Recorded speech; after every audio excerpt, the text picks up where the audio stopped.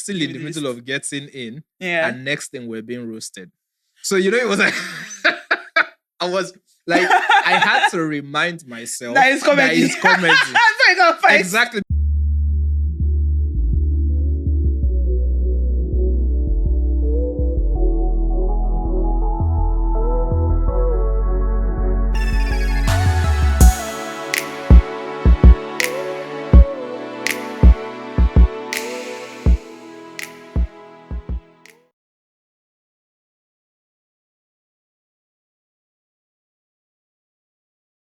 Hello. It feels Hello. like- Hello. Oh, guys, are not the cameras. Hello. Hello. Who sang that? Erica Badu. You remember when I called her something else? Jessica Badu. Yes, you did. You did. A whole That's last what we named the episode. Because I think you kept on calling her like, Yeah, oh, we're like, Jessica Badu, It sounds like somebody.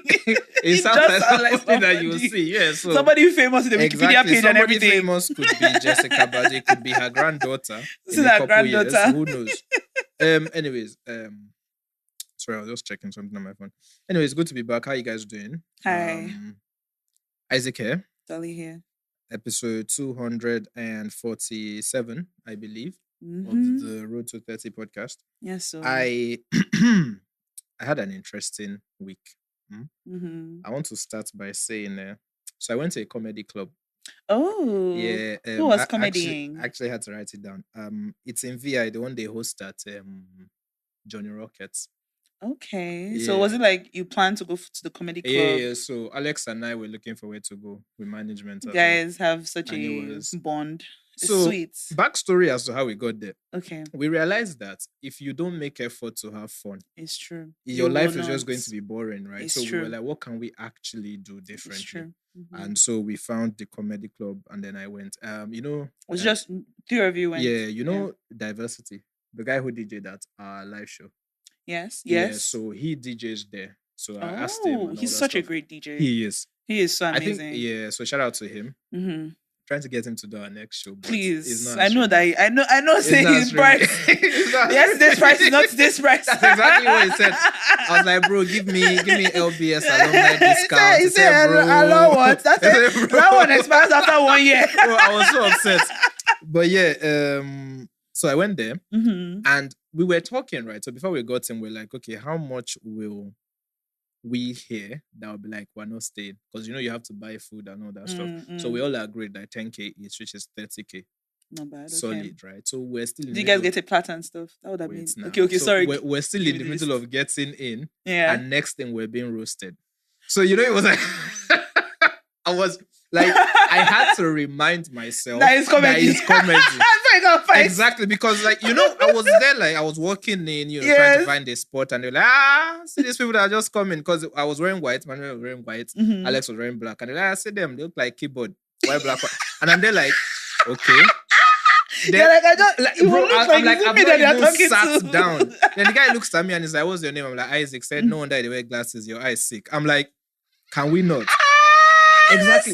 So when he said that word, right? I looked at him and I was like, okay, it's a comedy club, it's fair game. But I was like, bro, this let me sit down. Guy. But it was good. Yeah, Like they that's roasted nice. us for like, I think 5 minutes. OMG. But it was too funny because at some point I was like, fair. Like, fair. Like fair. that's really good. Yeah, how many so- people? Like how many people were there? Oh no, there were quite a bit. I Okay. think about 20, 25. Okay, that's not bad. That's for Yeah. like an intimate type thing. Yeah, I like that. it's That's a really comedy good. club, which was good. And then I think throughout the night we saw about 8 acts. That's so Yeah, good. progressively. How much getting did you funnier. pay for the? So was it the food was what you guys were planning to pay like 10K? your- Then the yeah, but the event itself was free, so you just walk in, but you have to like buy buy food. food. just So to that's support, what. yeah. Yeah. So it didn't really cost me much. I think the whole night we actually spent 33.9. So do you guys get Which like a was fair. platter and No. stuff? Okay. I think Alex got wings and fries. I Okay. got like fries and water, and I think management got burgers That is actually such a. It was actually nice decent, thing. yeah, When and- did you say you guys went? on Wednesday. So it happens every Wednesday night. Wednesday, but obviously I'm not doing that with fuel. At this No, price. but it's a So, good every yeah. once in a month type of thing. Exactly what we said. So I'm thinking maybe first Wednesdays. That's really nice. Yeah, it was really nice, really funny, I like that. and really diverse range of comics. Because some That's people were good. cracking jokes that you can only crack in like a comedy club. If not, somebody's shooting somebody, right? It's true. But it was good. So I think if you're looking for something to do, That's it's a it's nice. JJC by, is it SLK by JJC or JJC by SLK? But that's the guy that hosts is SLK. That's So amazing. it was really nice. That's I think okay. you guys should attend that if you do. That's nice. Yeah. There are things to do in Lagos. I think if there are a variety of Mm. different things Yeah, if going you're willing to on. If bond you're up. willing to like look for it though. That's You know, if you're willing to no, but I mean even think about it, even the thing with the comedy club, you guys just decided to buy food, but someone can literally go there and just get a drink, sit down. Yeah, but they will And- roast you about that. Jesus is good. That's the beautiful part. Lord. Because it's like they roasted one guy who was staring at the menu too long. I was like, bros, that's the price. Don't worry, it's not changing. But like I liked it because it was like it was fun, it was game. engaging. Yeah, and it was interactive engaging. with everybody. Yeah, and it was my first time seeing crowd work in person, not on Instagram. The guy I tried because like he's literally like going off the cuff. And those guys you have to give comedians their flowers. They are witty and creative. Because like on the spot, right, they are roasting, you roast, and you're like, this is nice because I mean it's not that deep. Although there were some jokes they cracked and you had to say like they had to say it's not that deep, but like we're just joking. Sorry. But I obviously me being me, I saw the funny side. It really cracked me up. So yeah, that was really good. Okay. Yeah, so I think that was the highlight. Your eye sick. I was so upset. I was so upset because I hadn't even sat down. That guy. Well, yeah, Jesus Christ, that's funny. Okay. Yeah, what else happened? Okay, I spent 300K on groceries this week. 300,000. Yeah, so let me tell you the beautiful thing. Dang. My mom is around, so she paid. Oh. he came here saying that I spent. So no, what happened? What had happened was I wrote down my list and my mom was like, "Oh, I'm going soon. Let me just help you out." But I think when she helped me out, she looked at me like I didn't plan on all this kind of help. But I mean, you say you wanted to help. Yeah, so I was like, But the crazy thing, though, for chicken, 1 carton is 42K. Turkey, 1 carton, 68.5. 68.5. That's 110K on protein. That's the Nigerians call it protein. It was a lot, man. And then bag of rice was 80K. Basmati. 50. I think it was 50K. So it's not like you guys were even carrying things from the car. This is literally you know when you finish everything, you have like 3 bags. Like literally. Like bro, I even had to return the almonds. Almonds were like 20-something K. For real? Yeah, and I'm like, it's fine. I'll just be unhealthy. I'll take milk. The funny part, condensed milk is 4.5. Bro, 1 Bama, 4.5. Don't ask me why I know this. I had to defend these prices to my mother. I see that. So why do you need this? I said, I need it. Say 1 Bama, 4.5. Juice, 1.2. And I'm just there, like, you know what's funny? My mom doesn't mess around when it comes to money. So I had put everything on the till.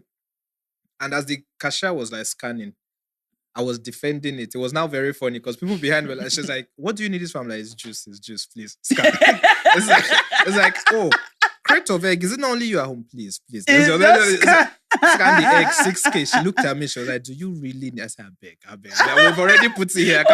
You guys went shopping together. Yes. See, that's one of those things that I would have been like, okay, mommy, thank you. Bye. I'll go to my house. You know, funny, she didn't even mess. Like, I was defending every scan. Like, that was why I had to return almonds because she saw the almonds. She was like, no. And I'm looking, and the cashier was like, should I return it? I'm like, wait. So my mom looked at me. You know that look they give you? Like, I'm like, no, fair. Look at us. Like, late 20s Nigerians who have to defend prices. Defending prices of groceries. Obama and juice. It's actually painful, man. Crazy. It's painful. Bread, 1.5. Bread. At least you're even still seeing bread 1.5 in some in a lot of places that still some people. I think Ebano might be doing 1.8 or something, maybe or 1.6. Between 1.6 and 1.8. I had to get it from Super Saver because at least I had 2K discount. It softened the blow. I feel you on that. But yeah, I think that was okay. That was it. How's your week been? My week has been fine, I think. I haven't really been doing anything. No, not in a bad way. I've just been chilling. I like your hair, by the way. Thank you. The double colored stuff. Thank you, Jerry. It's my hair plus the... Yeah, I know. Attachment. It's paining me, but I'm But maintaining beauty. I love it. Beauty is pain. Beauty is pain. So my week was generally okay. I can't think Okay. of anything. I didn't do much. I've been just focused on some other like things, online things, but generally I've been fine. Okay. Um, and then so I wanted to share something that actually happened a while back, but I always forget to share it, and maybe it's time to share it. I think the first day we recorded here, Ooh. that day, right when I was leaving, Yeah. Tell me more. I went when I switched on my car. I saw that like the battery light had come on, Okay. right? So this had happened to me like maybe 2 weeks prior. But when it happened, like the battery light came on, I was like, what's wrong? Because initially I thought it was fan built. Anytime I've had battery, like stuff like that. Yeah. Because if the battery is dead, you won't even really be able to put it on anyway. So exactly. But when you're able to put it on and the battery is showing, my mind is like, okay, maybe my fan belt is about the temperature will soon come up. Right. So I checked, fan belt was fine, battery seemed fine. So I was like, what's wrong? And then like after like 10 minutes, it went away and didn't come up again for a while. So I was like, okay, maybe that it was just a glitch or something. Yeah. Right. So when it came on again that day, I was like, what's wrong? So I thought it would go again. I did the same checks. It seemed like it was fine. I was like, what's going on? So I just entered my casha. I said, let's be going. It was not going off. I called management. I said, bro, this is what's going on in the car. He said, I told him I did all the checks as normal. That it doesn't seem like it's fine. Because when it first happened, I had called him and he told me that first time prior, and I told me what to check for. And except the fan bill, that one me I already know from experience. Don't cut as it So anyway, so that day I went to visit. I had a bunch of different things to do. So I went to visit my friend who was in Nigeria. Akuna was around for a while. So I just went to go and see her because she was about to leave. Like I think next day. She didn't even say hi.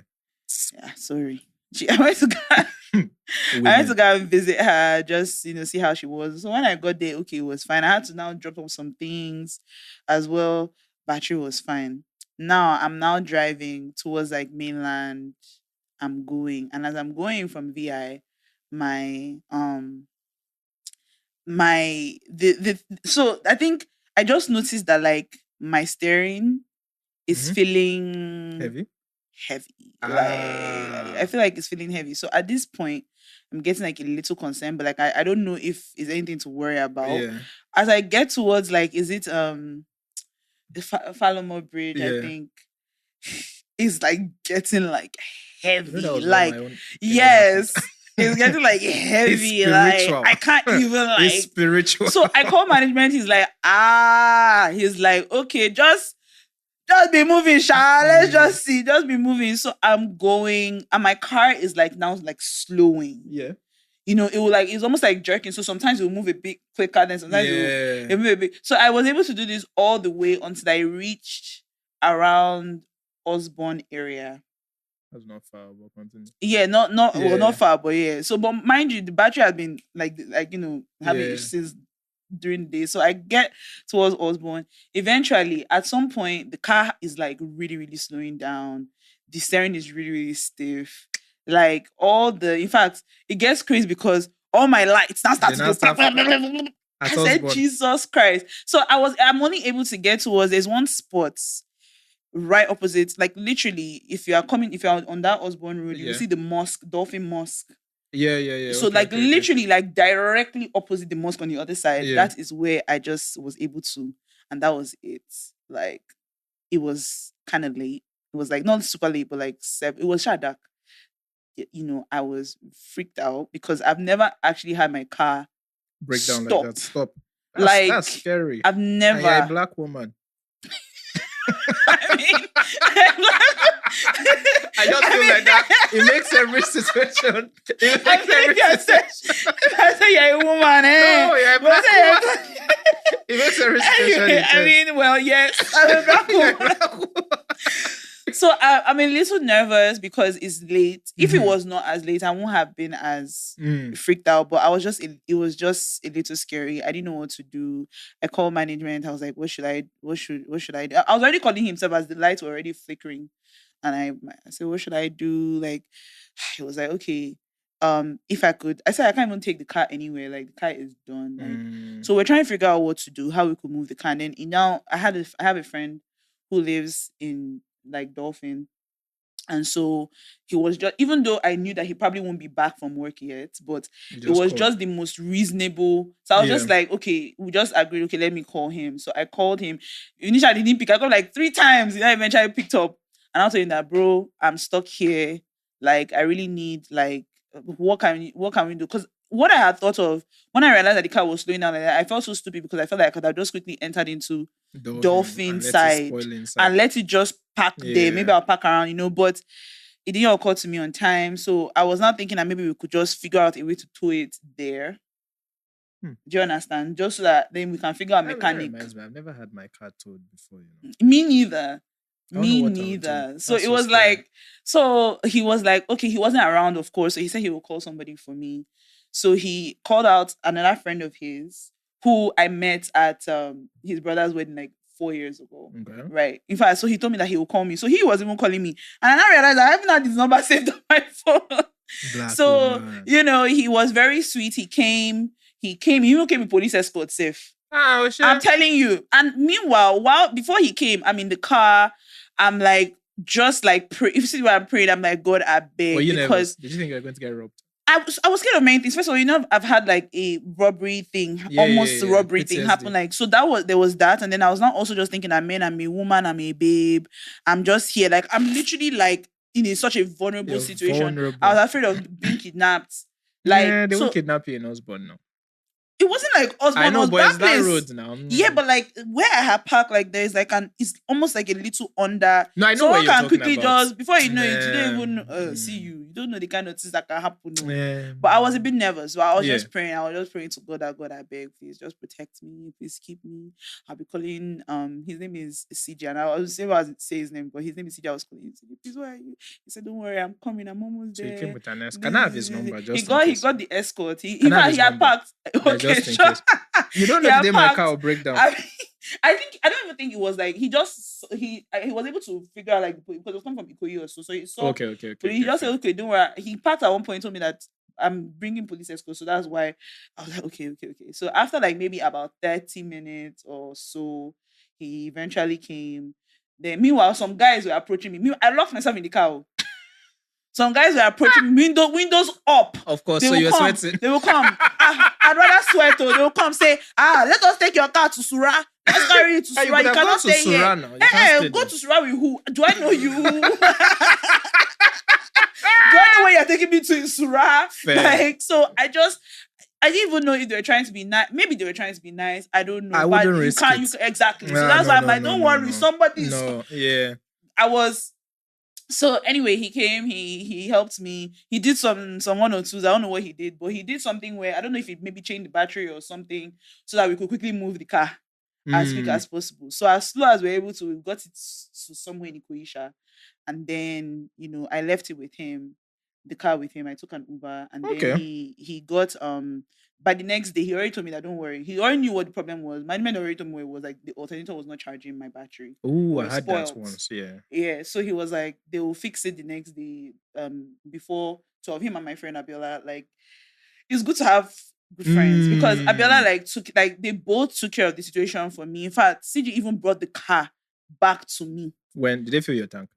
No, I didn't expect them to. That's not a real man. See, Abiola, my friend Abiola already bought the cost of I'm sorry, that's how internet defines a real man.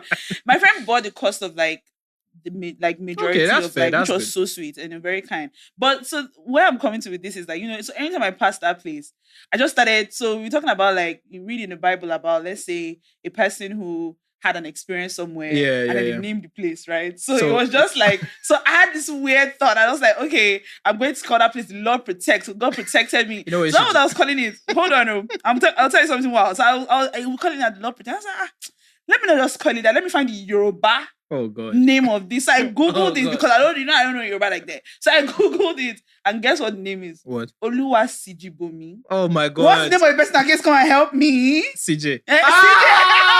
The exact thing I'm telling you. I'm not even playing. Leave this I didn't even know notice it at first. I kept on saying Leave Oluwasi this Jibomi. place. By the way, that place directly across the it is now called Oluwasi Jibomi. I've given I've given it the name. We must make this name. Sick. But I'm serious. Like, You think make about me- it. no, I didn't even get, I notice get. it at I guess, first. but nah. Until later, I was like, oh my God. Nah, you make me sick. Stop it. CG. Stop it.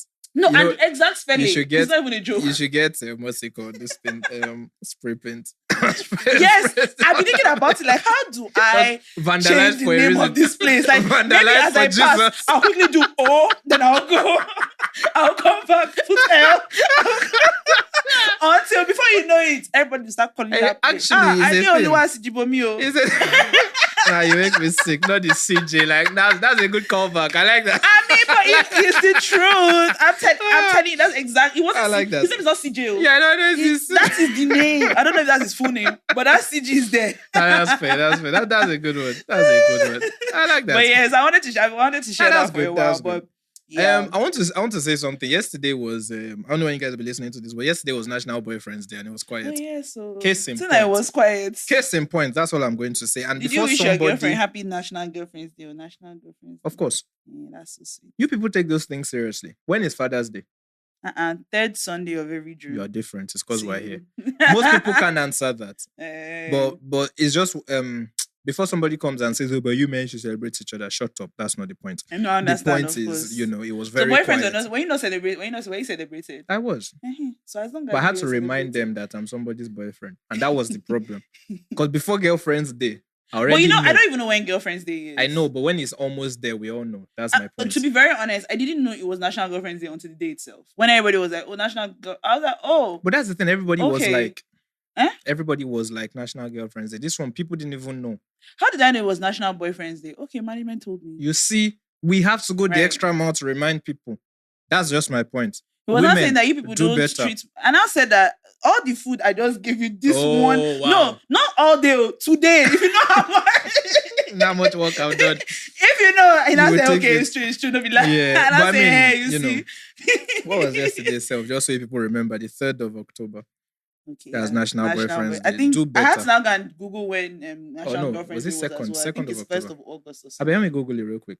What? National Boyfriends Day. Is it 2nd No, or I 3rd? think it was yesterday. Yeah, So yesterday when I is was 3rd making my notes. So yeah, of October. that was Okay. I didn't really like that actually. You guys should do a lot better. Celebrate your boyfriends or National Yeah, Boyfriends Day. You really should do better. Mhm. Let me quickly read something. So last week I was Okay. complaining about grooming for Mm. men. So some people commented on our Spotify, which you can do. You can do. Anywhere you're listening, go and listen on Spotify. And then, leave a comment. So let me read one or two that I think were actually quite interesting.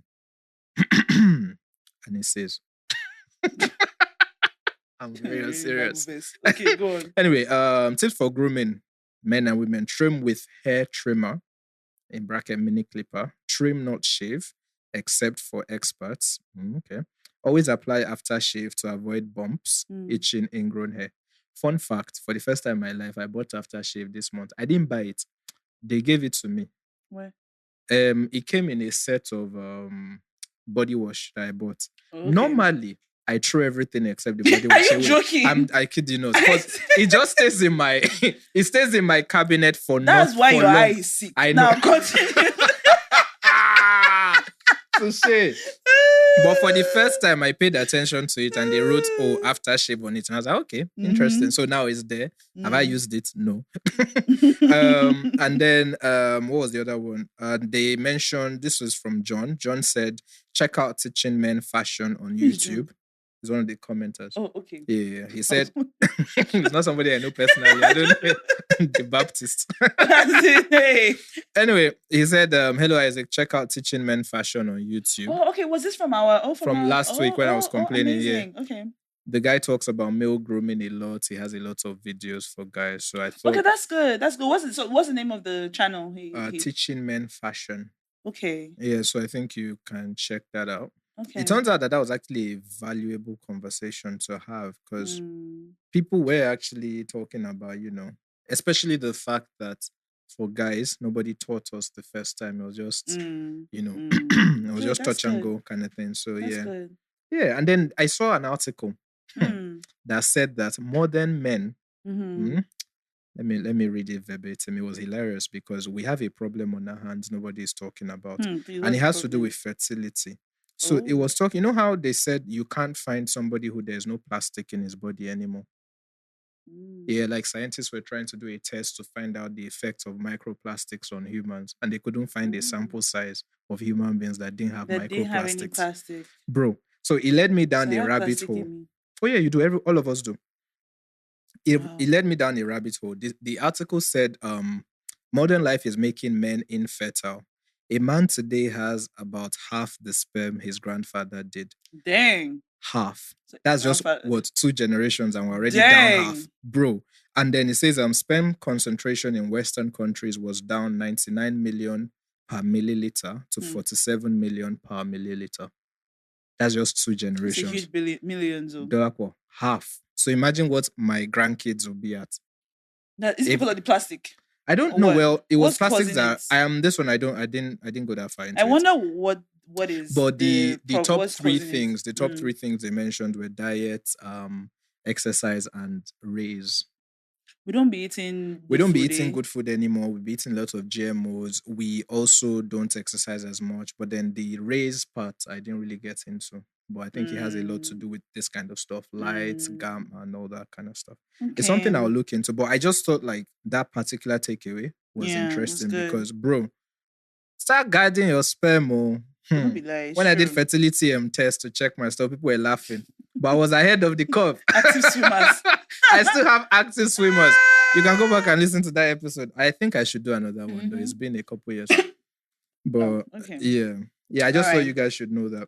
Okay, so should I go ahead with my Yeah, you want to do a book review? Yes, I go ahead. I've been meaning to review a memoir / autobiography, I should say, written by Carole King. Carole King is an actress. She's a Nigerian actress. She's really, really amazing. And so yeah. She's been in Tinsel. So there is like that is not a rated Doyle, Abby. No. A rated Doyle is also on Tinsel. I don't know if she's still on there. I can't remember. Fine woman. But sorry, continue. But I remember I have like this memory of Carole King in Edge of Paradise. I don't remember anything about Edge of Paradise. Is that a movie? It was like a series when we were growing up. I don't know what Edge of Paradise is. So I don't know if, because I think when I mentioned it to my brother, he was like, oh yeah, because I always used to, whenever I thought of her, I thought of Nobet Young for whatever reason. I was like, why is that? Okay. And I checked and I was like, oh, they were on this show together and that's why. And then my brother was like, oh, when I told him that, oh, do you remember this Edge of Paradise? He was like, oh yeah, like he remembers that. I'm Googling it and Nobet Young. And I was like amazed that he even knew that. But yes, she's an amazing actress, and she recently wrote a book. Okay. It's like it's a memoir. She calls it A Reminisce, The Moving Star by Carole King. Let me even show you let me show you a picture of it because I don't think you've seen the book. But she looks so pretty on the cover. I'm trying to find. She has like. Okay, I know her. Yes, she has like a really nice. She has that Onyeka beauty. She's very pretty, very beautiful woman. So yeah, she wrote a book called Reminisce, The Moving Star by Carole King, and I wanted to do a review. For the purposes of this review, I'll be calling her Auntie Carole. Okay. So there's a lot. I'll put you on a timer. Okay. So I'll give you. How many minutes should I give you? 10. No, give me 15. Okay. Okay. All right, let's go. So, for me, so I do book reviews like on TikTok every now and again, but it's mostly fiction I've done. Let me cross my legs so you can sell this to me. It's mostly fiction I've done. I've never done like. That's how they always do it. It's into my time. Sorry, please continue. But I've never done what you call it? I've never done like a autobiography or memoir or anything. Isaac, please stop your eyes. So this is the first one I'm doing. Okay. So there are criteria I normally use to like review like fiction. Okay. But this will be different because it's a memoir. So I go with like title. Okay. Yeah. Title. How it reads. Okay. Honesty, vulnerability, and lessons learned. Okay. So with the title, she called it The Moving Star. Whenever I see like a title of like a autobiography, it has to tell me what I'm going to get. What was the last thing? Honesty, vulnerability, and and then lessons learned. Yeah. Okay. Yeah. All right. So whenever I see like the title, it has to tell me like what the book is like going to give. Okay. when I'm reading an autobiography, like it shouldn't just be like a random book, right? So Mm-hmm. like Eve, the artist Eve, has Yeah. like a book memoir out or an Tambourine autobiography out, yes, called Who's That Girl? Who's that girl? Hey, na, Which I na, na, mean, when na, you na, read it, na, like na, you na, kind of like have na. a feeling of, okay, maybe this is what I should get. And if you don't Okay. get that, then you know. don't, yeah. So I feel like with the title, with the content of the book, I felt like it was giving. So Okay. like I love the title. I thought that it captured what, and she called it a reminisce. So it's almost like when you read the book, you realize that she's reflecting. So there is like almost like a chronological thing to it, but not really at the same time. You can tell that it's somebody that is just going through particular like certain events Okay. and certain periods of her life that were really, really like impactful, you know. So that was the. Do you want to tell us what a memoir is for those of us that don't read? I mean, a memoir autobiography is typically about like, you know, a person's life. They're telling you about like their life, their life story, their journey, what they've experienced, things like that. So it's like, you know, when you read a memoir or an autobiography, you're pretty much knowing that you're about to read about this person, you know, and stuff like that. All right. So how it reads is it was very easy to read, very easy. I literally read the book in like about 4 hours. Okay. I read and I finished it like at a stretch. It was so good. When I was reading, the people around me, because I would just be going, and then there are times when I would just sit and I was like, they'd be like, like I'm telling you, everybody, all of them were not like, they're like, wait, just I'm like, that's how you know a good book. I'm like, bro, this is their call. You know, it was really, really good. It read very simple. It wasn't like hard or too much like technical. Like, you know, when you're reading something and then it's just too like jargon. The jargon is too much. No, it was very simple to read, and it was also like quick. Like, so it's like I think about 200 and something pages. So it's one of those books that if you say you want to read it, you sit down. Yeah, you can finish it like this. Okay. Right. And so I would, it's really good to read. Honesty and vulnerability, of course, with someone that you don't know. Even if you know somebody, you can never always really tell like how honest a person is because you're not there. But you can always have like a gut feeling and a gut sense about, especially the way the person is sharing it, because you don't want someone that is only just sharing about, oh, I did this amazing thing, but also you want to get that these are some mistakes that I made. These are realness. things that, the realness. And I thought that it was very honest. Okay. I thought it was very vulnerable because she shared some really, really deep things. Okay. You know, and that's something that comes with like, you know, books like this. You don't want to hear things, like you want to be able to see things that maybe you've not seen before, especially like if you're a celebrity, people, you've done interviews, so people will know certain things about you, but there are things that were shared like for the purposes of this book that I thought that were really so good. we want to see more than the media. Yeah, you don't want to see things that if you just like like go news online, outlets already have. You want to because when you are reading like a book, especially when you've gotten a book, an autobiography, you want to go into it. Yeah, you are going with the idea that this person is taking me deep into their life. So you don't just want to just see like, oh, this is where I went. I came here and I did this. You understand what I'm saying? You want to understand like the why, like how you've become who you are today. Because that's the whole point, right? And the last thing for me is lessons learned, of course, because I think that any life story, when you sit down and you're listening to your mom or your dad or anybody that you admire, right, tell you about like their story, it's because there's something that you're supposed to pick from it, something that you're supposed to learn. And I think that if you come off, I don't think that you can ever really come off from an autobiography feeling like you haven't like gotten if you have not, then that's a really, really big problem. But ultimately at the end of the day, it's left to you to see what you have picked up from it and what you've learned. And I have to say that this book was deeply impactful for me. Right. And so I'm going to share like some of the things that I've learned, right? Without giving too much into. That's fair. Do you want to give us like a rating out of 10? I'll tell you the rating afterwards. Oh, okay. Of each of them, like title. Okay, so for the title, The Moving Star, A Reminisce, I'll give it out of 5. So I would give it like a 4.5. Okay, that's high. It's a really good book. I enjoyed it. How it reads, I'll give it 5 out of 5 because it's very good to read, very easy. Honestly, vulnerability, I'll give it 5 out of 5 as well. Because it was, and the lessons learned, like I've said, this book was deeply impactful for me. There's so much that I've taken out of it that I can't stop thinking about. As a woman, as a black woman in general? Well, as I think anybody who reads the book can learn something from it, whether you're a man, whether you're a woman. In fact, more importantly, I feel like it's so important for young people to read the book because I think that when you hear a person who is older telling you about like their life and things that they've learned, it hits deeper, and Okay. they have some like a wealth of experience to draw from, that you can see the result of certain mistakes, Yeah. you know, the consequence, and then also like some of the amazing things that came out of certain decisions and things like that. Yeah. So I will give that like a 5 out of 5 as well. So Wow, that's okay. good, right? 19.5 Yeah, that's out of 10. 19.5. Ah, Out of 97%. yeah, it's a good book. I enjoyed it. I Okay. enjoyed like I literally read it like one. In fact, people could not believe that I read it so quick, but I was so into it. I couldn't drop it. You know, I Okay. mean, I was determined to finish it that day, Yeah, but but it it was was good. It was engaging. very Okay. engaging. So Okay. the lessons I learned. So the Yeah. first thing I'll say is, if it's meant to be, God will ensure you get there in His time. And what I'll come with that is, so when Auntie Carol was younger, or when she was about to enter university, she wanted to study like theater arts, right? Okay. Because she just loved, you know, she loved this, like the acting.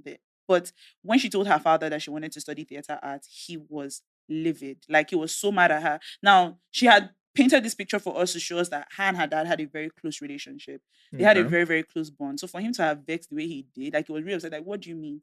After Like, all of the all money, things, everything that I put into you, you want to go and study theater arts? Lie. It is not going to Let me happen. ask, how old is she, so we can sort of get a Oh my perspective. God, I don't think. Of... Let me see if I can Google this, because I don't think she put her age. Okay, because I'm in also the book. thinking like you have to factor in the Nigeria of then that she was born in, so it's not like now that you can just wake up and say you tells want to us podcast. 61. Google tells us Okay, she's so 61 she's years old. 61. Yeah, she's So we're 61. looking at about Nigeria is 64, so around that time.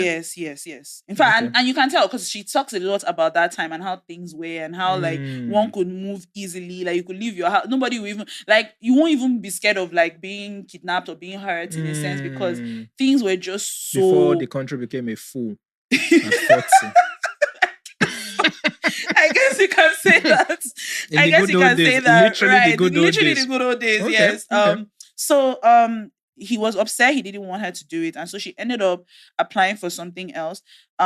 She was going to study something, but then they said that in your next year, in your second year. So of course, apparently this is what I've learned, because I didn't know that this was like a thing. Okay. But Nigerian university, not from her, like I've heard it from like different people, that Nigerian university, they can tell you, oh, when you enter your second year, you can change. Yeah, I've heard that. And then I've heard that sometimes it just doesn't happen. And so that was the case for her. So she ended up studying like religious studies, like for the entire duration of her time in university. Okay. Right. But then years later, she had already, in fact, she was in her second marriage already. She had her kids. And then she was accompanying a friend of hers for a radio, like, you know, all these radio dramas. Yeah. They were going for, I think it was like an audition or something. Okay. And I think when her friend was going, she was like, oh, this is something that I've always, you know, been interested in, you know. And so she gets there, and then somehow they ask her to you know, audition. They like her voice. She gets the part. And so that's kind of like how her acting career started, in a sense, like her, because it started from radio before she went and she talks about all this in the book. Yeah, she talks about this in the book. And then eventually at some point, you know, she's able to audition for like a series, and then that's how she starts being on TV. And it was interesting because at this point she was like in her 30s, and I feel like after like she had finished from uni and she didn't get to study what she wanted to study, and everything happened the way it did, I feel like it's just one of those things where you'd be like, man, that dream is long gone. Right? I mean, she's a mother now, she's a wife now. Like, you're not thinking that, oh, but then it all came back. Full circle. In her 30s. So on her road to 30 was not smooth. You understand what I'm saying? No, definitely her road to 30 was not smooth at all. In fact, so it was definitely like one of those things that impacted me, because I felt like sometimes you just think that, man, am I wasting my life? I've said this so many times this year. I feel like on this pod. So I've said that so many times. Am I doing what I'm supposed to be doing? Is my life going the way it's supposed to go? And I think for a while she probably wasn't even really thinking about the acting thing, but then it just kind of like showed up, you know, and she took it when it came. And so just to say that just because it did not happen one time doesn't mean it might never happen. You know, if it's meant to be, it would, by the grace of God, it will find its way back to you. So that's one. The second thing was not to ignore the red flags. So I was very, very surprised to learn that Auntie Carol was in in an abusive marriage, Marriage. terribly You had abusive mentioned marriage. I mentioned previously. she was in Yeah, the so is second it the marriage, or first to one? her first marriage. And she goes into details on the in Oh, the she book? goes into details. good, So good. the thing about it is, initially when she tells us about this guy who she met, she fell in love with. She was still in university then.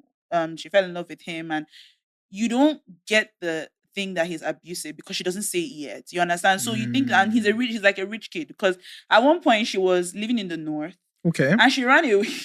She left the house to go to Lagos. Because of man. To come and meet man. No, you understand what I'm saying? So it's not a new thing. Why Twitter it's when not always a shouting? new thing. It's young. It's a normal thing. Young, you know. So she came. She was staying in his house, and that time they didn't really have phone, so she couldn't even really. I can't remember whether she couldn't really call or something. Anyway, she came. She stayed in his house. I think he lived with his mom. Okay. And she stayed with them. Okay. And along the line, she got pregnant. Ooh. And as she got pregnant, well, you know, the next thing was her and the guy got married, right? Her parents were not very happy. First of all, they were not happy with the whole running away situation anyway. Then you're pregnant, then getting married to this guy. Like, it was just so much. And it was, well, they got married, and it was while in this marriage, then she now brings up like how abusive he was. And then she mentions that they were always, the signs were there. It wasn't the first time. It wasn't like they just enter marriage and then he had done this before, but you know, he's sorry, or she forgives him, she thinks he will change. And then, you know, of course, I think we're talking about, we weren't saying in terms of abuse when we spoke about it, when we were talking about love the other day, but when we said, you now remember, oh, this guy these are some good parts of him, so there's good in him, so you focus on that. And you know, but it was a really terrible situation for her. Okay. The man was very horrible towards her, treated her very horribly, and she was, in a way, she was kind of stuck. She couldn't even really tell her parents initially that this was what she was going through, because after everything she had done, she felt like, how would she come and now start saying, oh, so she didn't really say anything. She couldn't really talk to anybody. She was in Lagos, like, you know, she was going to school, but like, she was almost like isolated in a sense. So there wasn't anybody she could really like confide in. And of course, his mother was not helping matters. His mother would see what he's doing to her. Instead of cautioning him, she pretty much would like enabled it. Yeah, so she was an enabler. Yeah, pretty much. You know, that's a common theme with abuse, the isolation. Oh, yes. Yeah. And so it wasn't until when she was ready, and I want to highlight that part. Like, it was through sheer determination, and of course, when she was able to get like good people around her, and of course, eventually like tell her family what she was dealing with, that she was able to get her. And I wanted to highlight that, her being ready, because a person who's in an abusive relationship, you know, it's a sad thing, and we always say that one should get out of it. But the truth is, unless a person is ready to leave, it's kind of there's hard. nothing you can do. Yeah. Only thing you can do is just to show like, I'm here for you, like whenever you're ready. Love. You know, but you can do whatever you can. We've seen so many stories like that. Oh yes. You know, you can do whatever you can. And it, until the person is ready and is like, okay, I'm ready to like go, I'm ready to fight. Then, and that's what she had to do. She had to take charge. She had to be ready. And it came at like some cost, but she had to do what she had to do. And you guys will read more about that when you read the book. But yeah, so don't ignore the red flags, right? The third thing is, so there are 5 things. I mean, the third thing now. The third thing is being honest with your children. 30 seconds. That is going to pass. Anyway, being honest with your children. Let me give you an extra 5 minutes. Okay. Being honest with your children. One of the things that I appreciated reading is that Auntie Carol is very honest with her children. She's real with them. She says that she tells them about her experiences, the things that she has done.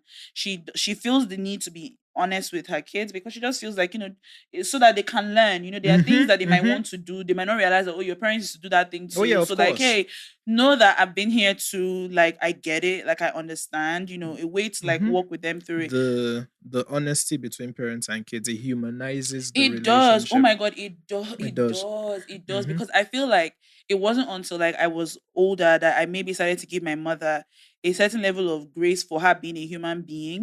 Because when we were younger, when I was younger, I put my mom on a huge pedestal, and I was very disappointed. Was it made of stone or brick? Or it was a very solid pedestal. I thought that my mom could do no wrong. It wasn't stone, Nigerian stone. Nigerian stools are strong, so yes, Nigerian stool.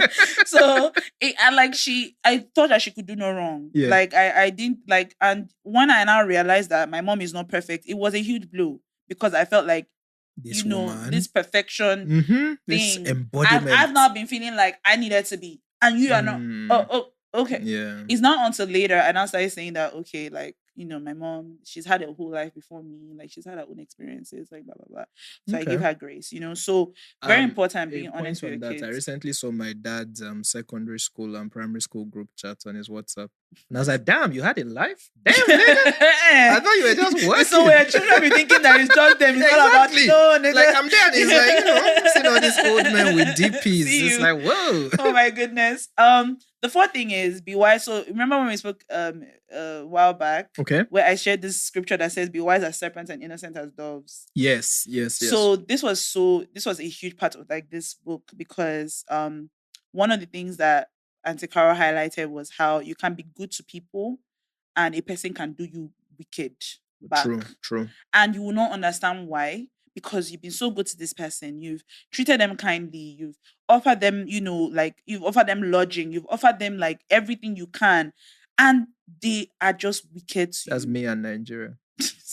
I've done everything for this country, and yet it feeds me sand. But please continue. So it's very important to be very cautious. You have to be very cautious, because I'm always one of those people that it still shocks me if I've treated somebody nice and they come back to me with something very mean. It shocks me still. Of course. Because I'm like, but I don't understand why. But the truth is that that's just the way of the world, and that's just human nature. Sometimes some people sometimes it could be due to so many things, insecurities, jealousy. In fact, sometimes people you don't even know have a problem with you. Someone told me this once, and I have never forgotten, where it says that sometimes you just by mere breathing, you've annoyed some people. Oh yeah, of course. And you won't even know who you've annoyed. Of course. But some people have, like, you know, things against you. And a lot of things happened, like with Auntie Carol, with people who she was kind with, coming, like, doing, like, some really, really wicked things, like, I mean, fetish things to her. Like, and this is one of the reasons why, like, you know, for me, I always, like, say, like, it's so important to stay prayed up, because one, it might seem like it doesn't, like, I know that not everybody that believes in these things or not, but me, at least in my own personal experience, and this is even before I even knew God the way I know him now, even when I was younger, there are things that you see that just happen, like, spiritually. I mean, if I believe that there's a God, I believe that there is the dark. Well, there has to be. No, yes, and so, like, people do all kinds of things. The things that people were trying to do to her when she was pregnant, like all kinds of wickedness happens in a way that you do not see. It's so important to really stay guarded, and very important to stay prayed up, and very important to just be in a place where, like, you are just in a spiritually sound place, because sometimes you don't even understand what is going on in your life. And that it could be it. You just never know. And I know this because even in my own family, like even till now, certain things with our families, like, you just know is based off of some of these things that unfortunately are just what they are, you know. But fair.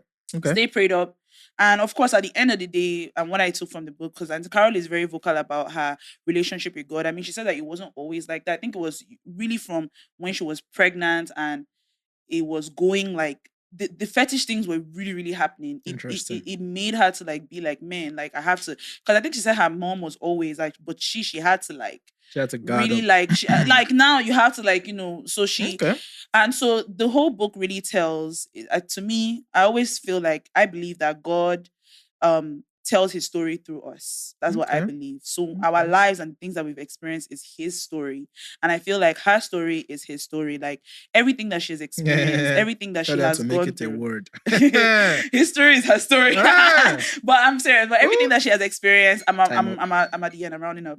Everything that she has experienced, everything that she has gone through, it just shows that God was truly Alpha and Omega in her life. And despite, you know, the difficulties, despite the times where it felt like she was by herself, God was always with her and guiding her and leading her and directing her to the, you know, to everything that she needed to do. So she's still like, her story is not over, of course. She's still here with us. We thank God. And so she will continue to do what she's doing. She's doing her acting things. Her children are doing well. She ended up getting into, like, a really good marriage, who she's been married to this man now for over 30 years. How many years? This is the second marriage.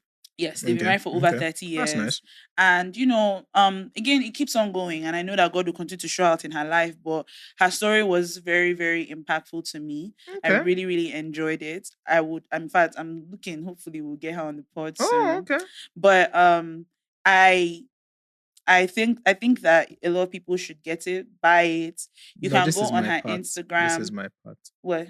So yeah, that's it, ladies and gentlemen. Oh God. Thank you. This was the book review of The Moving Star, right? The Moving Star, a reminisce, by Carol King. By Carol King. And thank you very much for that review, Dolapo. So where can we get this book? And okay. Yes. Okay. So if you want to get the book, if you want to get the book, I think you can go on Auntie Carol's page. Okay. I think the link should be on her page. I'm not on Instagram at this moment, so I can't even really open it. Okay. You understand? But it's available in bookshops as well. I don't know if you'll see it in every bookshop, okay, but you will see it on Bookshop Sha. Check. Okay.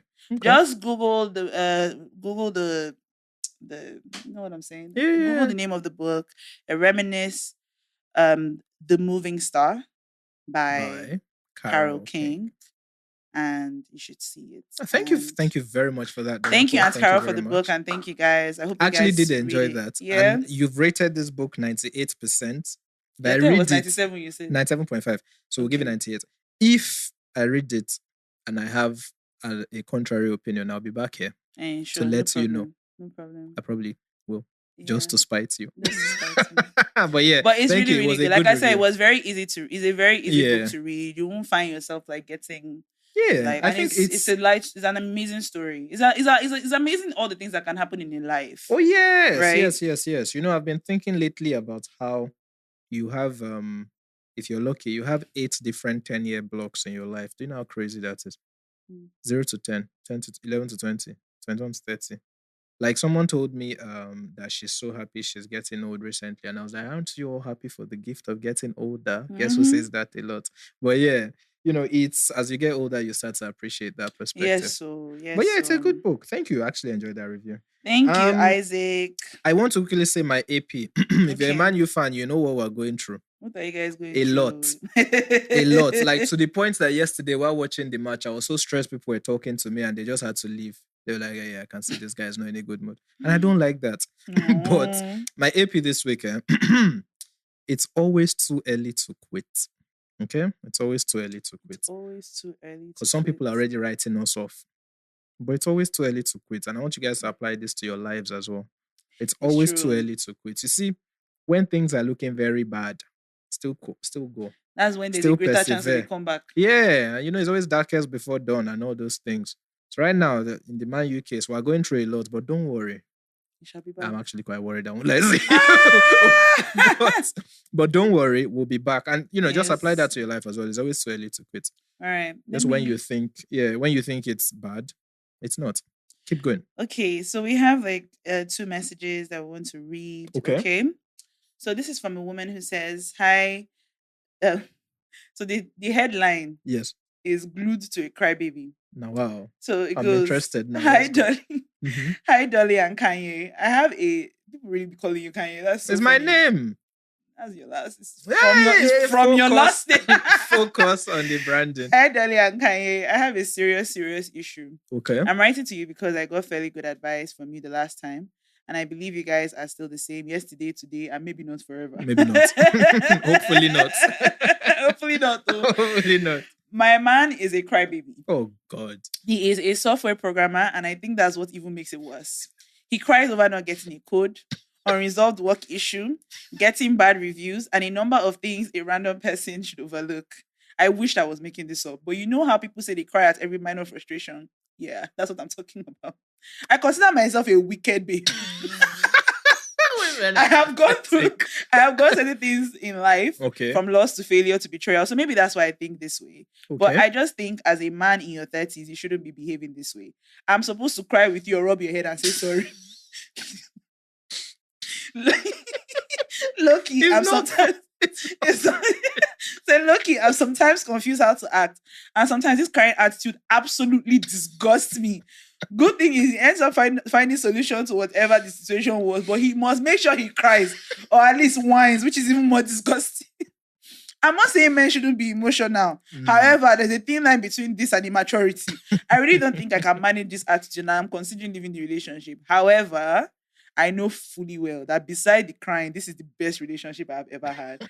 How do I convince myself that he isn't less of a man and I'm safe building a life with this man, knowing well that the society we live in wants a man to be tough and manly, you know? I particularly want Kanye's view on this. Thanks. It's not fair. God damn. God forbid men have so hobbies. Isaac, give your thing before I add my little 2 cents at the end. I don't know. God forbid men be expressive. You know, I mean, it's just okay. So this is actually quite tough. One, because she said he's in his 30s already. But I think we can focus on the fact that he gets the solution, right? So it's a form of expression. So here's my take. I think,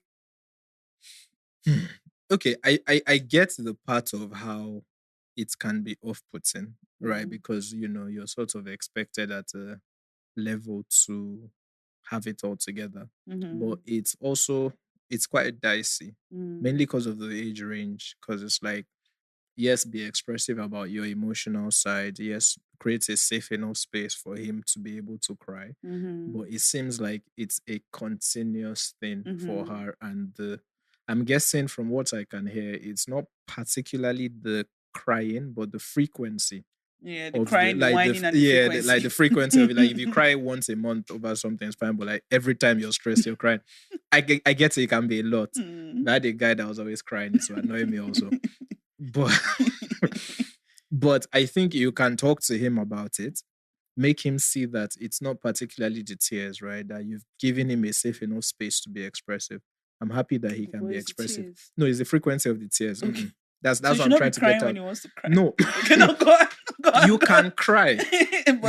But like not every time, because now it now becomes, like you said, whining, right? It's almost like a petulant child. That is just every small thing you're like that you get. So the tears itself, I like how she actually worded this, because it's not so much that you shouldn't cry. It's more like, bro, you can't cry every day over like your code not working, like, you know. So I think talking to him and making him see that is the frequency, not particularly the tears in itself, so that he understands that, listen, I'm not against you expressing yourself.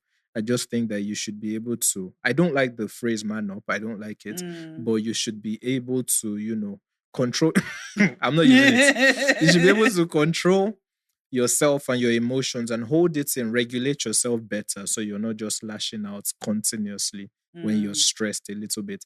It can be quite off-putting.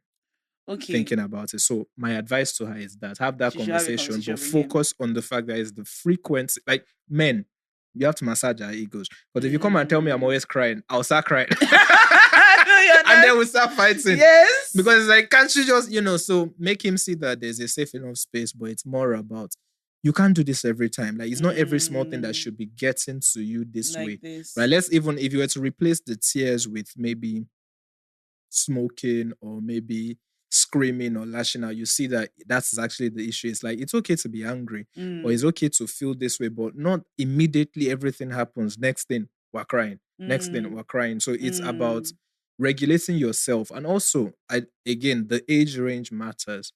The older you get, the more people expect your level of, you know, your level of agency and maturity at that stage should be better. Yeah. So focus on him understanding that.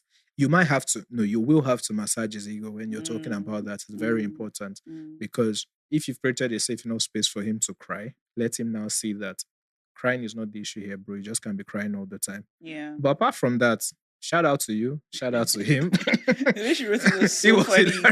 Hilarious. Like, I actually had to be sure of how to word my response because it's easy to rip into a guy that is crying. Listen, okay, so but I mean, so I know that it's mostly Isaac and Kenny, and just if I can add my own 2 cents. So I feel like, so this is the thing.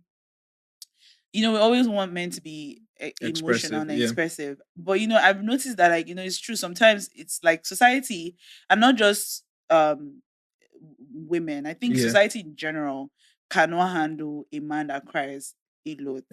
Yeah. I don't think even men cannot handle. That's what I said. Like, if my guy was crying all the time, like, imagine you go out, they get your order wrong, and now your guy is crying. Right. You know, and now some of us are like, guys, Chicken Republic, bro, no, they cry. You know, Miss Rocks, that I watch on YouTube, she's always talking about like how, like, you know, that she can't deal with like like all that crying. Like she doesn't want to feel like because she feels like she's pretty acceptable. She can't just be dealing with the man because she reviews like pop culture and stuff. So she's talking about, maybe we're talking about like a Tyrese now or something. Yeah, that's not what I'm saying. It's like, oh, this nigga is always crying. Exactly, it's a bit much. But it can be a bit like, bro, much. you're not the first to lose a baby mama like that. Like, he's always crying, man. Like, so, but I would say this. I wonder though, does he do this just when he's with you, or is this like a thing, like just a general thing that he does? Because I think that if maybe he does it when he's just with you, it might just be because he feels safe enough. Like if he's by himself, he probably will cry and whatever. But maybe if he's now doing that also in front of you, it could also just be because he feels safe there and he feels like he can express his frustration. Yeah. I too, so maybe the reason why I can understand him a little bit is that I can be a crier as well. I can cry when I'm stressed, right? Even if I'm trying to figure out like the solution, I can cry when I'm stressed. And I can't even whine about it. Like, to be honest, like, oh my God, this thing's annoying me. I'm so frustrated. Why is it doing to me? Why is all this, And then it might just be his own way of like letting it out so that he can find the solution. Because that's sometimes what it can just be, to just clear out the stress. And he could just be like a crier. Maybe he's just an emotional person. But yes, I don't think it's enough for you to leave your relationship, because you've clearly said that he's the best relationship that you've had. But you feeling the way you feel about it, I don't think it's very strange. I think that there are people who will be put off by it. Like they don't really like all that crying. So like, I think like Isaac said, it's something that you can just talk to him about, but more so also just tell him that like, you appreciate and make him understand that you do. Because to be honest, having a man particularly in his 30s, who is even in his 30s, who is emotionally expressive is a great thing. That is amazing. It is an amazing to the point that he can actually cry, bro. He's not just some dead emotional. Yes, no, it that's is an amazing. amazing thing. If someone is, because that means that like even when you two are sharing your own type, and maybe that's why both of you men, because you say you are tougher. He is, somebody has to. There's some men. I think you even said this, that you're the kind of guy that likes when your baby say no, he does not like his order. Facts. I have a story on that, but yes. It's so funny because so like me and my mate are kind of like the opposite. So he can be the one that she does not like her order. I know, for me, I'm not that one. I'll be the one to be like, So, and I love when my man is like, excuse me, no, that's not what he orders. Like, so he probably does enjoy the fact that you are like the more tougher, balance, like So, but you can help him understand that like, while you appreciate that he's emotionally expressive, it can make you feel like this. Maybe like you can help him understand that when you start seeing the tears, before you can start feeling bad about the situation, like you're just like, why is he crying now? Yeah. Oh my God, when you say it like that, when you say it like that, it sounds like okay. Why you cry? It's like no, but you just help him understand that you want him. Let him express himself, but maybe there is a way he can do it that can be used. I mean, I don't want to say that the man should not cry when he wants to cry. No, he should. At the root of it, at the root of everything, these gender roles come from somewhere, and these stereotypes they do. So at the root of it, I think that's why I'm trying to focus on the fact that he's an adult man. It shouldn't just be everything that gets you to the point of busting out. It's like, so maybe you can help him understand that you shouldn't get to that point. If you start crying, you start crying. Like regulate yourself. It's not every small thing that should get you to that point. And you can kind of like joke with him on, if you start crying, yourself, I'll start crying. Like, I don't want to start crying. Exactly. So focus on that. See it as a bonding opportunity. That kind of thing. So yeah. But I love that. All right, thank you for sharing that. That's a real life issue. And you can always send us a message. Let's know if it helps. Go on the link in our bio, you'll see it there, or route30podcast.com. All right, so this is from I shouldn't say his name. Okay. It's a guy. He says, "Hello, Isaac, hi Dolly. I hope this meets you well. Anyway, I was +1, 28th of September. Happy birthday to you. Is it Arias? Arias, have you? Arias, yes. 1 more year to the big 30, and I have so much to share with everyone. Ooh. Well, I have been a firm listener of the pod for more than 3 years. I have gone back in time, and I want to say I have benefited greatly from the pod. God bless you guys. Isaac and Dolly for President 2027. Co-president. I'm just going to start. So you don't want to be president of Nigeria? No. You don't think that you can do anything for Nigeria? I don't want to. I don't want to. I'm just going to start. I'll take governor, but not president. You take governor? Okay. I'm just going to start, and I hope everyone is able to connect and understand my story and pick up whatever lessons. Okay. Firstly, I am male. Okay. I'm the first child of a pastor, so you can call me picky. All my life, I've had to live with rules and rules. And it's one thing every young adult dislikes. For more than half of my life, I haven't been in good terms with his parents, I guess. Okay. I have always had the mindset or mentality that they want to control me or live the life they were not privileged to live while growing up. And I low key they rebel. Oh. So we didn't get along well. Sorry, anybody that says I low key the rebel does not low key rebel. They high key rebel because there's nobody that will tell you they low key rebel that is not a problem child in quotes. But they might not necessarily be. No. Of course, that's what I said like, in quotes because yes, once you start rebelling to any parent at any level, problem child. He wants to kill me. He wants to. Okay, right. Okay. But okay, we didn't get along well, though I was respectful. Okay. And I get regard based on discipline. So even when I wasn't happy with them, I was still never rude with them. But we didn't have that joyful parent to children relationship. Excuse me. But one thing I realized was I was never happy. I was always angry and sad, moody, sad, depressed, and all. Last, I was doing myself. Fast forward to last year when I went for service. It's not me you're doing. Fast forward to last year when I went for service, I met my girlfriend and she discovered what I'm going through. She insisted on me speaking to my parents and let them know how they had made me feel. I was always looking for a way to end that discussion. I was assuming that his dad wasn't going to see reasons. My dad wasn't going to see reasons with me, and he'll be defensive or make issues worse, which actually happened, as I assumed, though it didn't make things worse.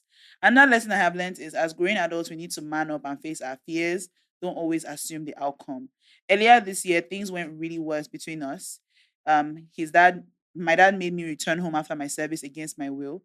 That's a story for another day. But anyway, after much pressure from my girlfriend and my best friend, I took the opportunity created by a close family friend who came to initiate peace between me and my parents, and I expressed myself and told them all the hurt they caused me. In fact, the scars I got from the beatings of you want to disgrace me even when I wasn't wrong.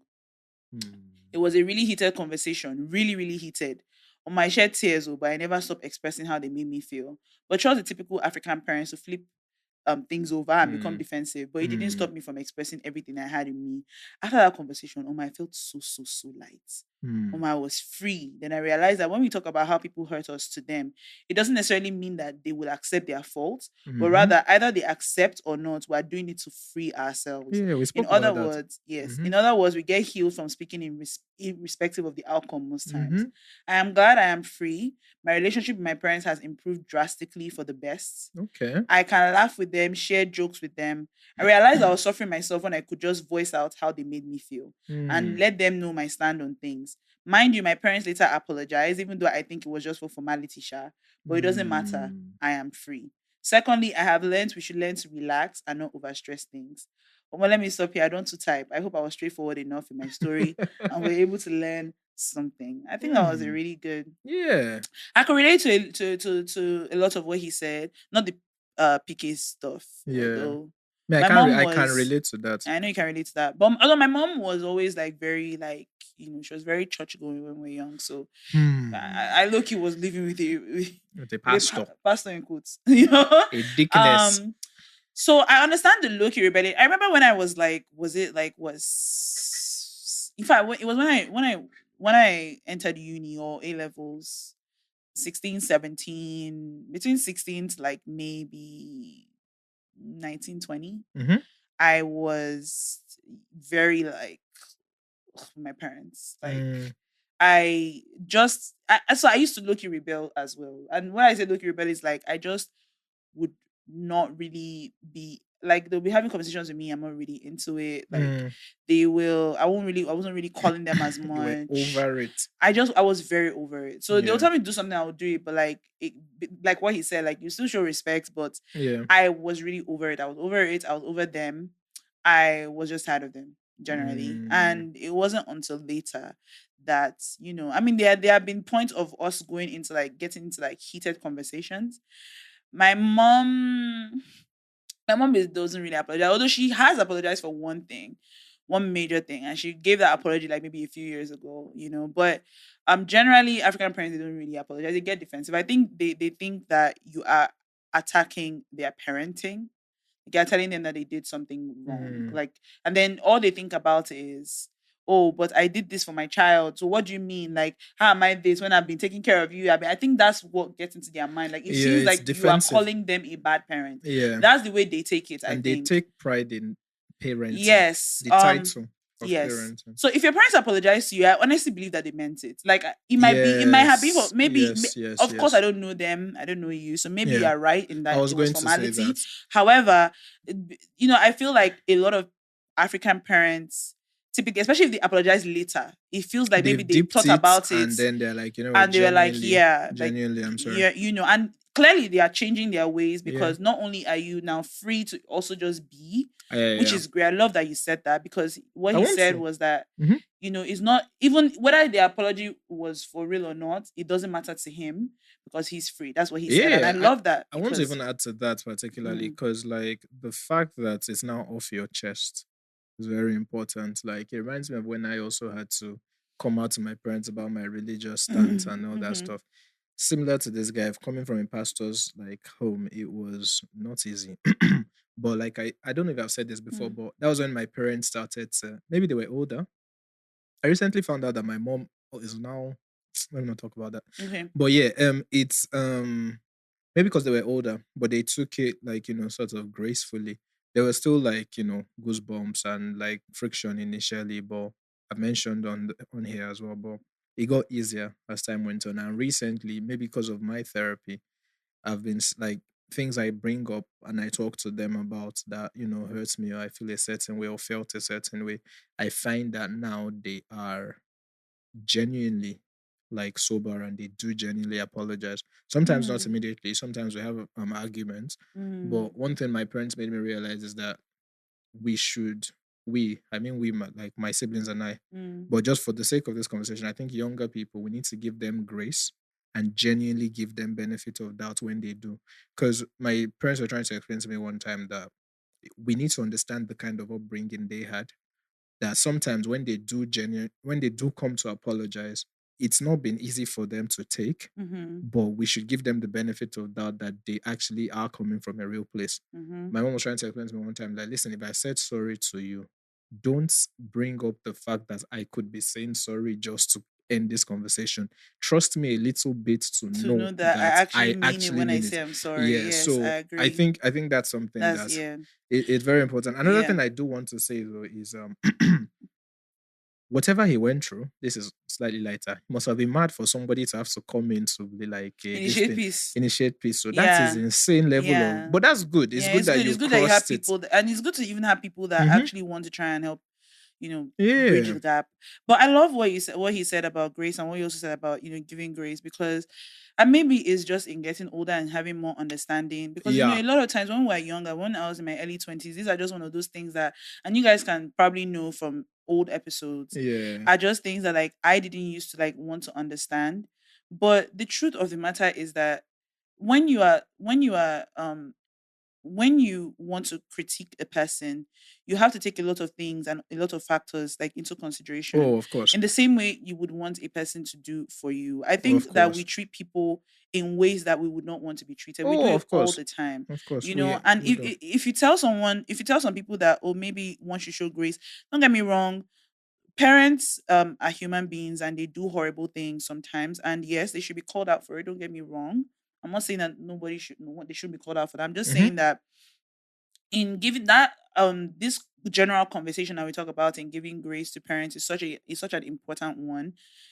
Sometimes one might not be healed from the trauma that a parent might have caused you. Yeah. However, I think it's easier to kind of forgive when you just understand that, man, even though this person might never, be what I want them to be, Mm-hmm. I take into consideration that they had this life, they Mm-hmm. had this upbringing, this is what they know, this is just how they know how to be. Mm. And, and that's just what it You know is. something else in life that I learned from a conversation with my dad. So when you were talking about in your 20s, like 16 to 20, how you didn't really have a relationship, right? I mentioned on here where how my relationship with my dad has gone from Hmm. him being more like my Provider. provider to actually be my dad now. So we got talking one time. And I remembered something that I said. He came to see me in uni once. I don't know if I've shared this story. And he was trying to better understand like what I was feeling and all that stuff in his own way. And I was like, bro, I literally told him, I was like, bro, this is why I don't talk to you about anything. Because like I'm trying to tell you how I feel and you're making it about something else and blah, blah, blah, blah. This was years ago. I never forgot that conversation. Turns out my dad did not either. And it made me realize that no matter how angry or something you are, you need to always be careful what you say. Because I found out not long ago that my dad held on to that thing. And since then, I think it sort of makes sense as to why his relationship with my siblings, if you see how much effort he puts into constantly being present, even for me now, it's always like he might not give me, I don't know, the exact things that I want, but I'm seeing a lot of effort into being like he's always trying to genuinely know what is going on, right? Or even if I'm watching a Man U match and he's like dozing off, he'll just be there with me, just trying to talk and all these kind of things. And the day we had the conversation about that conversation was just what made me realize that then I was just lashing out. I was upset. There was no relationship. I didn't care. Because of what I said then, he took it on. And it's crazy how because now I have to live with I have to live with the fact that I said something hurtful. No, I mean it was hurtful in that time. But I mean the good thing is he took it. I'm sure it hurt him then. Oh no, it did. But it's good he took it in the right way, in the sense of like, you know what, maybe there is something to what my son is saying. And I need to exactly. try better. I say all that to say like with African parents, just like this guy did, it's always important to express yourself. Yeah, and I think it's so also, that you can set that foundation for let everybody actually moving forward on a better note. Yes, and I also think that it's so important that we also like take the little wins with our parents as well, because the same thing as well. My mom and I, we're not like, we don't have like a close emotional relationship. You know, for me, I'm almost like at that point where I'm not at a never say never place, right? It could happen later on in life, but I feel like we're in a place of like a understanding, but we are in a better place. We've been in the best place we've ever been, because she is, I think certain things that have happened has made her to kind of like relax a little bit. I also think that her children being older is also something there to it as well, that, you know, so there's no all that pressure she used to feel. Because again, when you understand and you give grace to your parents and you try to understand what their life must have been like, even when you were younger. Because when I think about my mom when we're in school, it wasn't easy for her. I mean, the woman was constantly working. She had to work. She had to, you know, and she was in the marriage that they were in. That was not easy. There was so much that was going on that was giving her anxiety, that was giving her stress, that was giving her so much that unfortunately she was passing it down to us, which was not fair. But again, a human being, if you understand that stress, that only comes with age. Exactly. So like, you know, now things are better and she's not as stressed and she is much more chill. She doesn't give me too much issue. She's actually like, she's mellow, you know, I mean, and when she does something, like I remember, I can never forget, this was like maybe last year. So it's not anything deep. I've already known how to handle her. But I remember there was a day, story. My brother was around. Yeah. And they go to church together. So on this particular Sunday, I was in my own church and I was teaching, right? And my mom, that day it had rained really, really bad. And so where they were, because our family church is in Marina, where they were, it was like the flood was really, really serious. Yeah. And apparently they entered into one road that had like so much water. My brother was saying, he told my mom to enter that place. And she entered the road and then the car stopped. So someone had to kind of like get them out. Yeah. And then she told the mechanics come and take the car. But what she forgot is she had left the house keys in the car. Okay, so when he took it, he had gone with it. So it was not like, it was not when they had gotten home. They took an Uber home, I think. Yeah. That they were not like, no house the key. So now who is the next person is Dora. Yeah. So she's calling me or her and my brother, both of them. My brother is texting me, what are you? I'm like, I'm interested. So initially when they said that, okay, they need the keys, I thought that they were outside my church. Okay. You understand? Even though we're towards the end of the church, the service, but I was like, okay, so I just quickly told someone to help me stay in class. Let me go and so I went. I gave the key. I went. I checked. They were not there. I said, where are you guys? They said, no, they are home. And I said, I can't be coming home now. I'm still with these children, like And then my mom said, it's like, hey, but we're stuck outside now. And I said, I just Bobby was just telling me to relax. Like, he was just telling me actually, he was texting me that he doesn't know why she's acting like that. He just calm down. So what I just did was that since the service was like practically over, I just told somebody. I just told one of the admin teachers. I was like, sorry, like emergency. My mom, they're locked out. I need to go home and help them. So they said no problem. So I go home. Me, I was even irritated. I was irritated at the fact that like she was giving me all that energy. Like for what? Is it my fault? You people left the key in the car. Like, it's not is it my fault? Right? And then you're not like going off at me when me I'm the one coming to help. Facts. So I was not even in the mood. I go home. I think by that time Bobby had finished telling her that what you even saying is so by the time I got here, she's like my mom. She just say sorry, oh. My mom did that thing. My mom did that thing recently.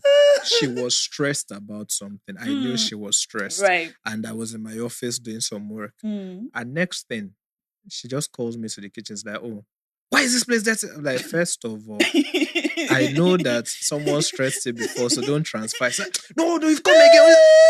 I was looking at her. Therapy for I was looking at her. I was like, you know what is this? This plate. This is. I said, okay, it's fine. I'll do it. I did everything. She went into her room. Okay, not relaxed. She now came back, sent me a message. That people introduced. I was like, so, how are you? I'm like, I know you're like the old me. The old me would have fought. But you realize that was her way of like trying. I know you're stressed. So next thing, typical is like, oh, so should I warm something for you? I'm like, behave yourself. And so even when she told me sorry, I mean, it's sorry. You know that it's from a good like, place. Okay, I mean, I guess she's trying to. She knows that she was wrong because she didn't have to do all that. Like, you know what I'm saying? But yeah. So I just say all that to say, like, I think it's an important part of just growing up. Yeah. It's not to say that something should be excused, but it's just to say that for your own betterment, for your own health, and just for a much more peaceful, situation. Because one can go back and forth about what one could have done better, what they could have done. Facts. But the unfortunate thing is that it cannot be changed. And for better or worse, you are who you are now. Facts. And it's just to take from those things. Yes, you do. I think most importantly, should just have those conversations with them. Like this guy did, have those conversations with your folks. It's very important. Scatter everything and then build, but obviously within reason. So you guys, I hope this is what happens when this. Yeah, you guys. It's nice when people send us stuff because it can even lead to other discussions. So facts. Okay. I've been watching. I've been in my thingy bag, my anime bag. So I've been watching X-Men. X-Men is anime? Yeah, no, the animation, not the actual when you say animation, we're thinking about Japanese. Yeah, but I say anime because Bleach is coming back.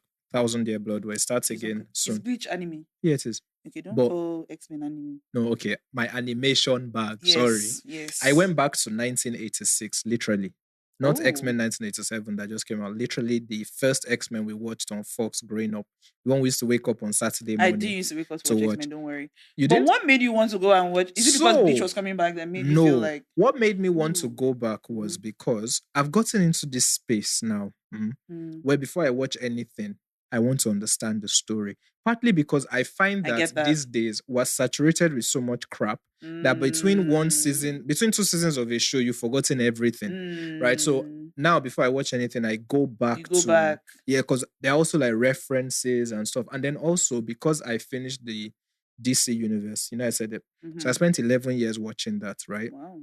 So starting the Marvel one, I had to go back. It was a long time I invested into that. Into Marvel? No, into DC. Okay. The DC animated unit. Bro, 11 years. I've been watching everything. That's wild. Everything. That's wild. I have everything, by the way, if you want to buy. Oh, by the way, on a side note, sorry, were you going to complete something? Yeah, but go on. Okay, on a side note, everybody hates Chris. I saw it on YouTube. Back. It's like, but animation. Everybody still hates Chris. I saw it. It is good, Isaac.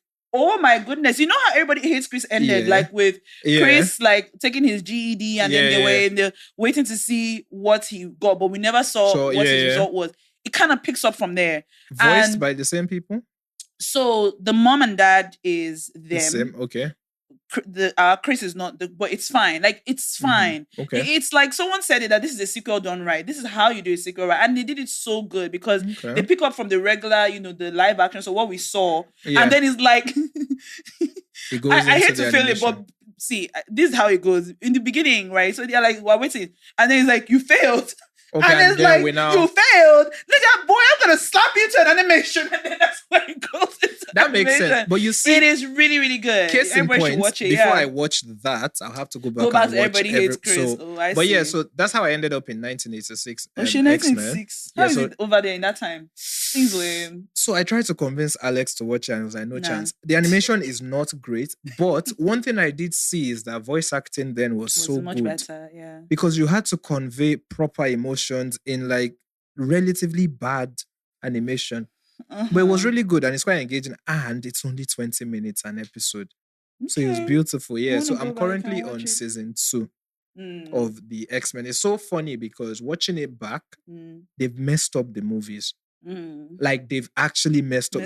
The movies messed everything up. Yeah. Right. So now I don't like the entire Marvel Cinematic Universe. But yeah. So it's something I should I do want to tell you guys to watch. Yeah. And I'm considering. Yeah. Yeah. Streaming it. So I'm going to one of those guys. Like reactions. Like how do you want to do that? Let me know how you figure that out because I don't. No, I'll charge you for consulting. Actually, I'm still trying to figure it out. I'm currently watching YouTube videos to see how I can do that. But you guys should check out Community. Have you watched Community? No, Community is really good. I have too many things on my list. I want to start Mad Men. I want to start I have a lot on my list. So let me show you my list so that you can see. I'm just going to show you how long it is. So you don't think it's just you. Bro. See, these are the ones I've seen, right? Look at all the ones remaining. That you've not seen? Yeah, all the ones I have not taken are the ones I've not seen. Bro, wait, is that the bear? Did I just see the bear?